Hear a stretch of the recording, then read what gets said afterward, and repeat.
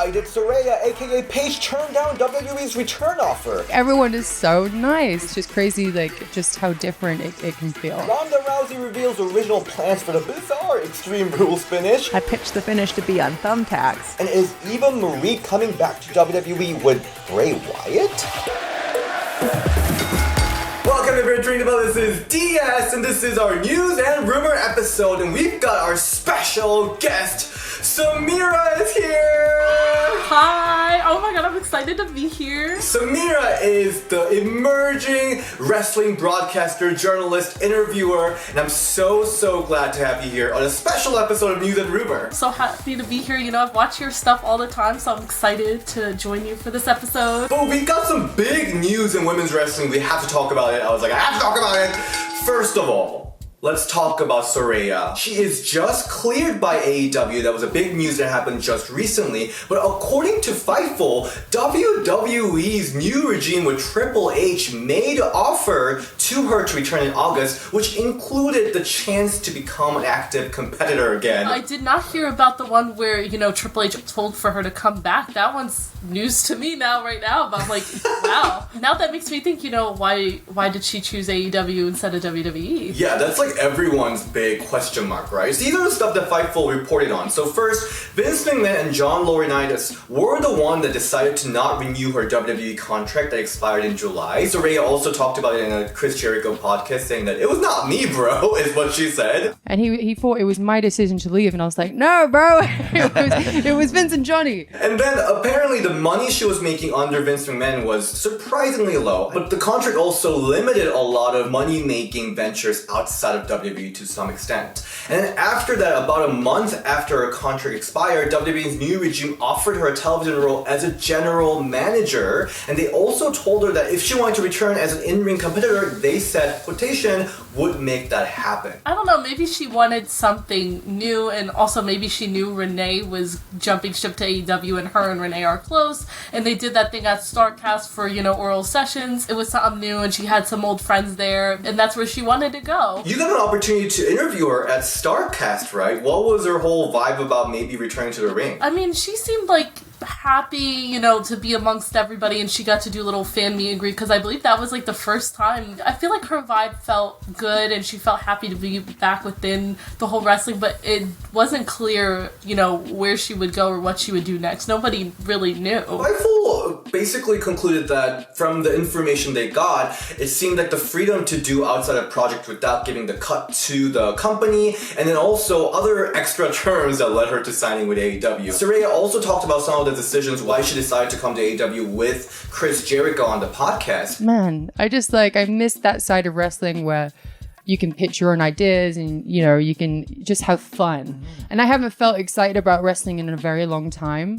So just the first day of being here was just like, man, this is awesome. Like, everyone is so nice. Like, everyone is crazy. It's just crazy, like, you know, just how different it can feel. And she also commented on her neck health. It's good. Yeah, I feel really healthy and my neck feels fantastic. But she's prepared to change her wrestling style, which I thought was really interesting. And it reminds me of when I did the match with AJ Lee at SummerSlam. She couldn't take a bump that much either. So we did the whole match with her not taking a bump. So I'm like, I want to be that careful. You know what I mean? Yeah. Like, I will take a bump, but I'm not trying to be a bump monkey like I used to be, you know? I don't think she was a bump monkey, but I guess she's gonna be more cautious. So I'm very excited about what her new ring style is gonna be too. I'm very excited to see her return, and especially with a bunch of like new faces that we haven't seen her work with yet. So I'm very excited to see where this is all gonna lead her to. And this is interesting to me because when we think of AEW, it's a brand that's built on like high intensity action. There's a lot of blood, there's a lot of violence. It's interesting to me that with this mindset, this new wrestling style combined with AEW style and what their fandom kind of expects generally from their wrestlers. I'm curious how that's gonna work. Same here, but I feel like, I don't know, I feel like it could be her vibe. I mean, like, kind of how we saw in, like, WWE, like, with her heel version. I don't know why it's popping in my head right now when she was, like, licking Natty's face. Like, I feel like she can bring that kind of energy to AEW. So we will be expecting a lot of more licking.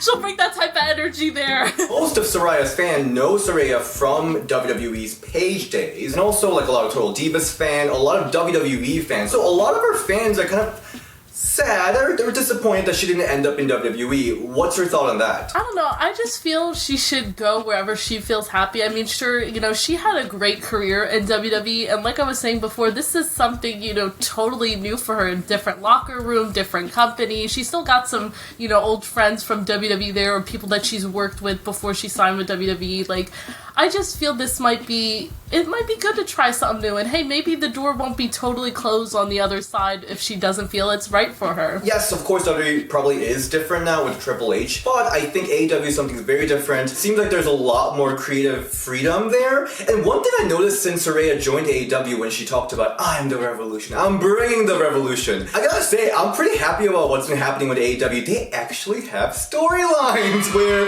whether Saraya could actually wrestle in the ring. That's a big storyline that's going on between Saraya and Britt Baker, and also whole Nyla Rose stealing Jade Cargill's TBS championship situation is like the best thing that's happening ever. So I'm actually really excited. She might have really brought revolution to AEW. We love this. We love the women getting a lot of time. Please be safe, but I think she's very mindful of her safety. And it seems like her relationship with Triple H is still fine, so maybe that door is still open. We'll see. So WWE has been bringing a lot of people back. We already saw Candice LeRae, Dakota Kai, Scarlett Bordeaux, B-Fab. They've been all coming back. And then add these people to the list. First of all, WWE is interested in bringing back Mia Yim. I'm very excited for this. She deserves a proper run as herself on the roster. Like, I'm so excited. I hope this happens. Like, I'm ready. I don't remember her. Is it Recognition? What was her name? Reckoning, right? Reckoning? I think? What was it? I effectively erased that from my memory. The only good thing that came out of it was that she had 2 playable characters in the game, which is good for her. I hope she got double the pay. I think Mia Yim coming back will be amazing, especially because she's been doing so well in Impact Wrestling. So she joined Impact Wrestling back in May, so it's not like that long. She signed a short-term contract there, and then right after Bound for Glory, after that amazing match with Mickie James, her contract was officially up, so she's a free agent. And then she wrote this on her Instagram. Thank you, Impact Wrestling, Gail Kim, Scott D'Amore. You believed in me when I didn't believe myself and gave me that passion again. It has been a true privilege being a part of the locker room and working with everyone. I'll support and root for everyone's success. Impact Wrestling will forever hold a special spot in my heart. This isn't goodbye. Love you all. Previously, she did an interview where she thinks she's going to retire at Impact Wrestling. I want to retire at Impact. Like, this is where I want to stay forever at this point. So for her to walk away, I'm sure something must have been lined up. I'm excited to see what will happen if it is WWE, and I hope how they've been doing their surprises as of late, where we've seen like how they did the whole thing with Bray Wyatt, and then how Candice showed up, and I can't wait to see how they do it too, because it's always just a shock. So if she was just like playing it out like that, like leaving Impact and saying, that's how she wants to retire, and then next thing you know, boom, WWE. I loved Mia in Impact Wrestling. I think she like definitely found her color again. Like her entrance was so good with the Korean Mia in that right behind her. It was so cool with like all these people. I don't even know what they're called, but like hack dancers. And then her match with Jordan Grace, Queen of Mountains match. It was so good. And of course, Mickie James match. She proved herself. She really had to prove herself because like everyone knew her as a badass, but like we really didn't get a chance to see it in WWE. So in Impact Wrestling, she really did that. Another name that's also popping up on social media as someone that WWE is interested in is Chelsea Green. When I saw that report yesterday, I was like, oh my gosh, like, will that happen? Because we got Deonna and her now. We finally get, their tag team. And I'm just like, is it gonna happen though? Like, would they ask Deonna to come back as well? Like, would they want to do that together with them? Or do they only like kind of like want her? I mean, they've been both doing well since they've left WWE. They're doing great on like multiple promotions, taking championships. I don't know if I could see her jumping ship at the moment. Vexed is the best thing that's ever happened to Impact Wrestling's recent tag division. Chelsea Green also is another one that really proved herself outside of WWE because I don't know what was going on. Every big opportunity she got, she kept getting injured, and I'm like, please, Chelsea, please, wrestling god, what is going on? So if she does indeed go back, please don't get injured. Please wear all the protective gears around your wrist so that you never get that broken again. So the WrestleVotes has reported that I'm told another name WWE has significant interest in bringing back is Chelsea Green. I would think if a deal is offered, it's for the main roster. Time will tell. And then after all the Twitter has been talking, Chelsea Green herself tweeted, me loving every minute of internet, continuing to keep me relevant. I would love to see, then her bring the hot mess character into WWE. I wonder how that would go with some of these girls. Like, I think it would be kind of funny. For sure, I'll be so down for that. This is an interesting one.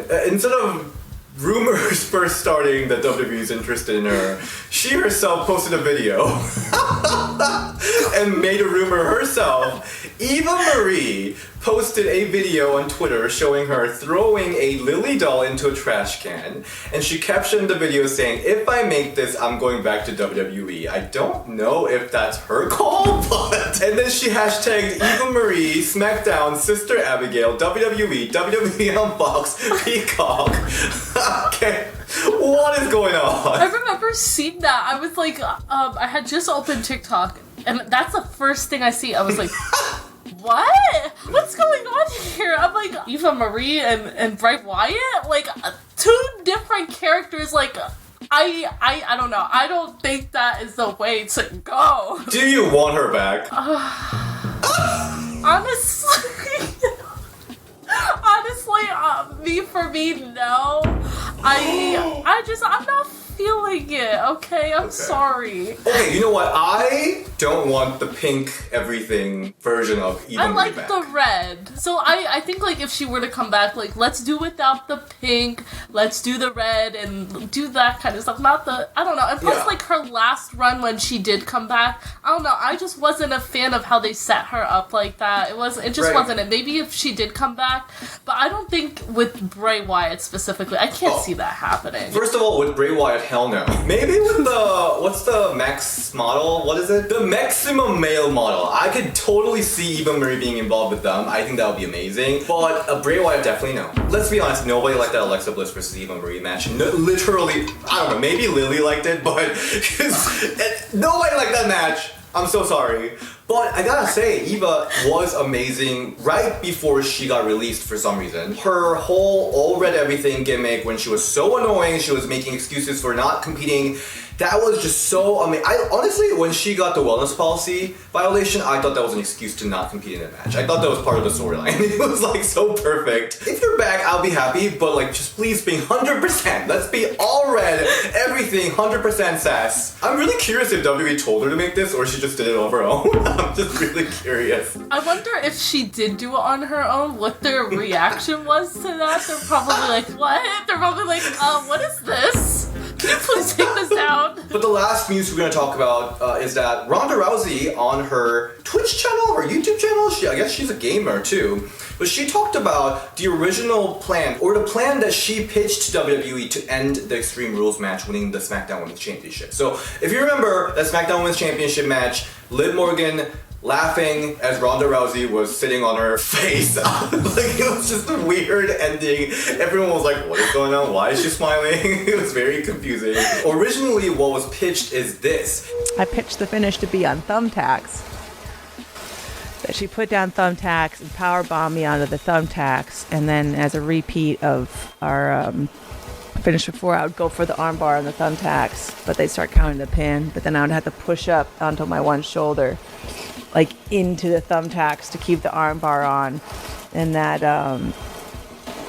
what's it called, that Liv would be like biting her hand trying not to tap, and then like pass out face down into the thumbtacks and have like her hand there to protect her face. I don't know which one I prefer, the laughing with the sitting or the thumbtacks. For me, the problem with the laughing was that it just seemed so out of nowhere. I just don't believe that Liv Morgan fought enough to pass out. But I feel like with thumbtacks, I think it kind of adds more threat, a little more reason for her to like fight until she actually passes. I think that creates that reasoning a little more and would be more reasonable for me. But also I just hate thumbtacks because it's so cringy. I guess in this scenario it kind of works because she wanted it to be deadly. And if Liv Morgan was like fighting off of both thumbtacks and like finally tapped out, maybe it would give her a little bit more of a fighting champion image than like what is now this smiling lady who just passed out for no reason. Well, wasn't there a rumor now going around that, you know, she was joining Bray Wyatt's whole thing going on now? So maybe, is that supposed to be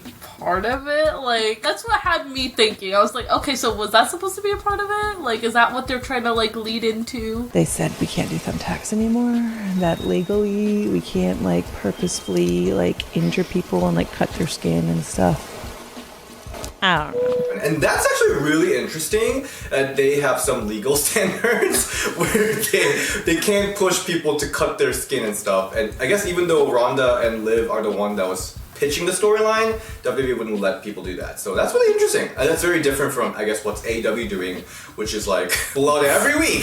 Yeah, I did not know that, you know, legally they can't do that now. That's interesting. It gives you a little bit more idea of where they were thinking with that passing out, because everyone was so confused. So I'm very thankful, Ronda Rousey, for talking about this while playing your game. Thank you so much for tuning in for News and Rumor episode, Samira. Thank you so much. Thank you for having me. This was fun. Samira, where can we all find you? You guys can all find me on like Linktree, so it's like linktr.ee/the It's Samira, and all there you can find my YouTube, my social media, and then on my social media you'll be able to find where I'll be at for all the wrestling shows. This Saturday I'm doing a backstage, you know, interview type, and we do them on social media as well, and then that's also for next week, and I do in-ring correspondence for them. And then in 3 weeks, I'll be flying down to Florida, where I'll be doing again like the whole backstage thing. And then soon enough, I'll be making my ring announcing debut. Amazing! Amazing! I'm so excited for you. And you can find me at DSShin on Instagram and Ring the Bell DS on Twitter. And we'll see you next time. Bye!